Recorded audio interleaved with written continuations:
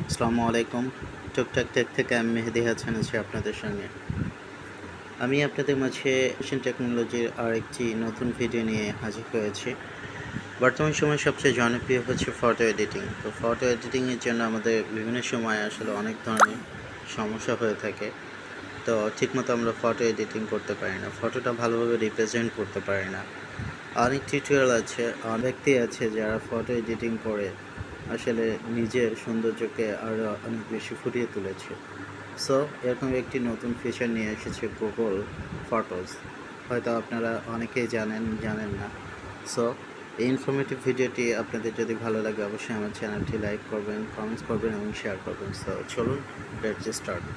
তো first of all যেটা আপনাদের করতে হবে সেটা হচ্ছে যে আপনারা প্লে স্টোর গিয়ে আপনাদের গুগল ফটোসটি আপডেট দিয়ে নেবেন। যদি আপডেট না থাকে অবশ্যই সেটাকে আপডেট করে নেবেন। অলরেডি আমি আপডেট করে নিয়েছি। আমি আমার গুগল ফটোসে চলে যাচ্ছি। আমি গুগল ফটোসে ক্লিক করে দিলাম। এখান থেকে একটি ছবি সিলেক্ট করব, যে ছবিটি আপনি এডিট করতে যাচ্ছেন। ফার্স্ট অফ অল আমি একটা ছবি সিলেক্ট করে নিলাম, আপনি দেখতে পাচ্ছেন। তো ছবিটি সিলেক্ট করার পরে আপনারা দেখতে পাচ্ছেন ব্যাকগ্রাউন্ডে অনেক ধরনের মানে বাজে একটা ইফেক্ট রয়েছে। সেই ইফেক্টটাকে আপনারা কীভাবে রিমুভ করবেন? ফার্স্ট অফ অল আপনারা এডিট অপশানে যাবেন। এডিট অপশানে ট্যাপ করবেন, ট্যাপ করার পরে একটু লোড নেবেন। লোড নেওয়ার পরে এরকম একটি ইন্টারফেস আপনাদের সামনে চলে আসবে।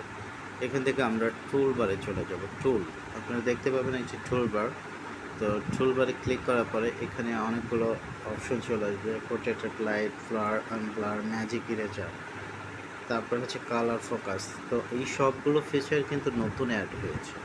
সো আপনারা যদি ব্লারে ক্লিক করে দেন তো এরপরে ম্যাজিকটা